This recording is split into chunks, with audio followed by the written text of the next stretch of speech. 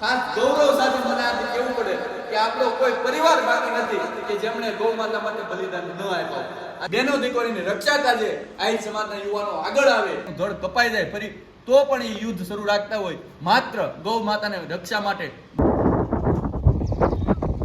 બોલે કાંધાની રે, બોલે સામુંડ માતની રે, બોલે ખોડિયાર માતની રે, બોલે ભૂતડા દાદાની રે.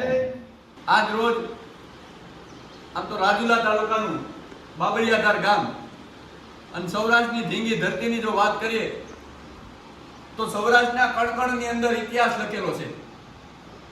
આજ રોજ કવાડ પરિવારના સુરાપુરા દાદા એટલે કાંધા દાદા અને કાંધા દાદાના સાનિધ્યની અંદર બાબરિયાધાર મુકામે આજે અમે પધાર્યા છીએ.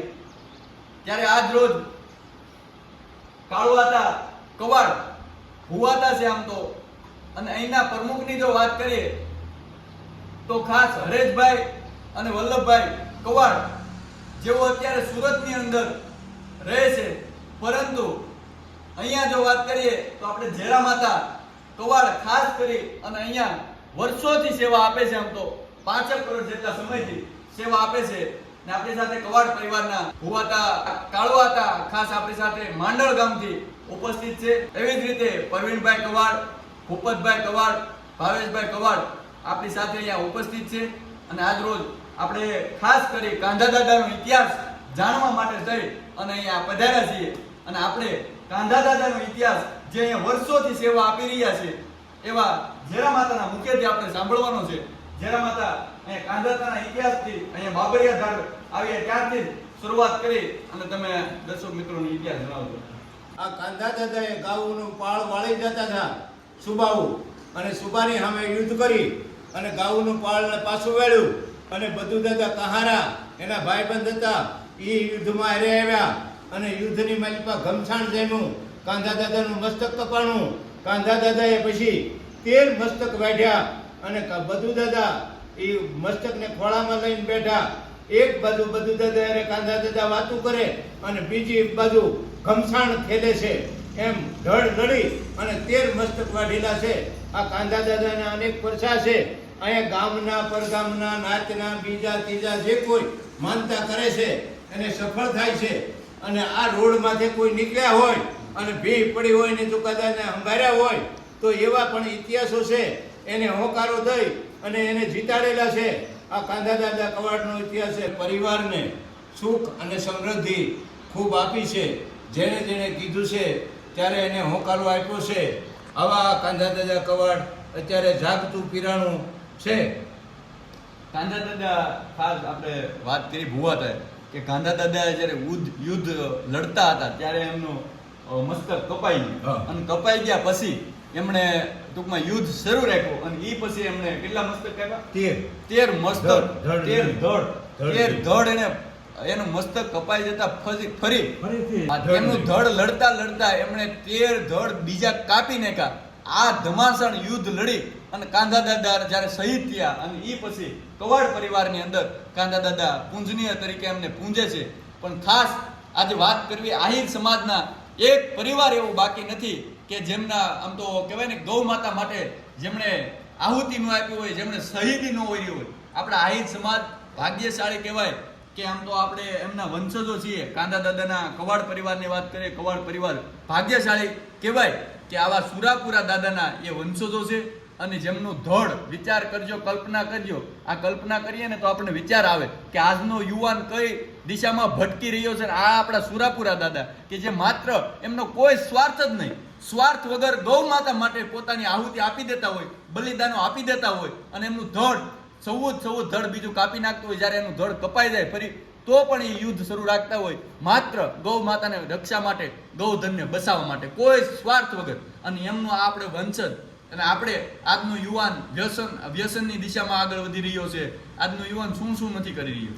ત્યારે ખાસ કરી આહિર સમાજના યુવાનો વ્યસન મુક્ત થાય, આહિર સમાજની પ્રગતિ થાય, આહિર સમાજ આગળ વધે, બેનો દીકરીની રક્ષા કાજે આહિર સમાજના યુવાનો આગળ આવે.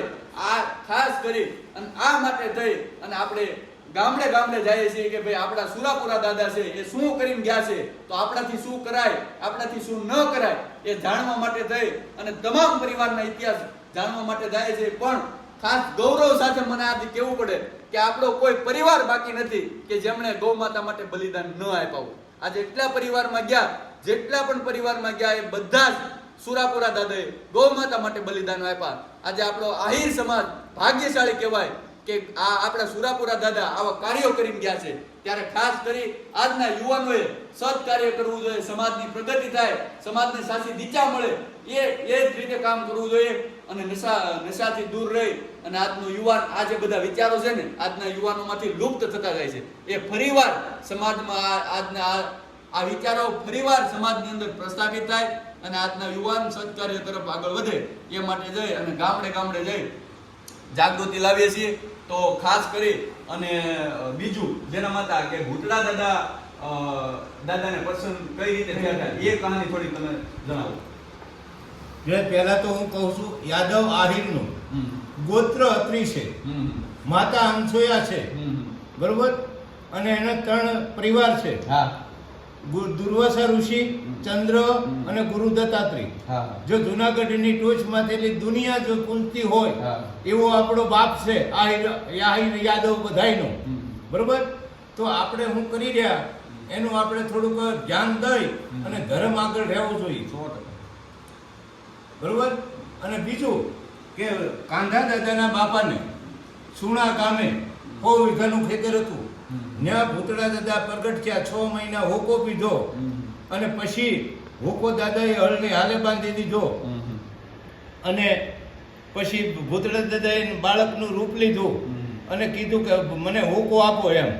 તો કે તું કોણ છો? તો કે હું ભૂતળો છું. તો કે ભૂતના ભરોસા ન હોય એટલે એને સુટલી કાઢી અને દાદાના ખોળામાં આપી અને કીધું કે રાહ પરણો મેકી અને અહીંથી ઘેરે જતો રહેતો, હવે ખેતી હું કરી. એમ 12 વર્ષ દીકરાની ઘોડે ખેતી કરી અને બધું કાર્ય કર્યું. 12 વર્ષ સુણા ગામ હળવ્યું. એમાંથી આવી દાદાએ અને પછી દાદાએ કીધું કે ભાઈ ઘરવખરી બધી આવી ગઈ છે? તો કે હા. તો કે મારો ખજાનો? તો કે આડહરમાં પીડ્યો છે. એટલે એ ખંભે ભૂતળા દાદા આડહર નાખી અને આવી બાબાને કીધું શીલા રામ રામ. તો કે નહીં, તે દીકરાની ઘોડે કામ કર્યું છે, યાદી આપતો જજે. અને કાંધા દાદાને પડખે ઊભા થા. કાંધા દાદાની માથે હાથ મેકી અને કાંધા દાદાને કીધું ભૂતળા દાદાએ કે આજથી તને મારું અડધું બળ તને અર્પણ કરું છું. ઈ આ કાંધા દાદા કવાડ છે, બરોબર.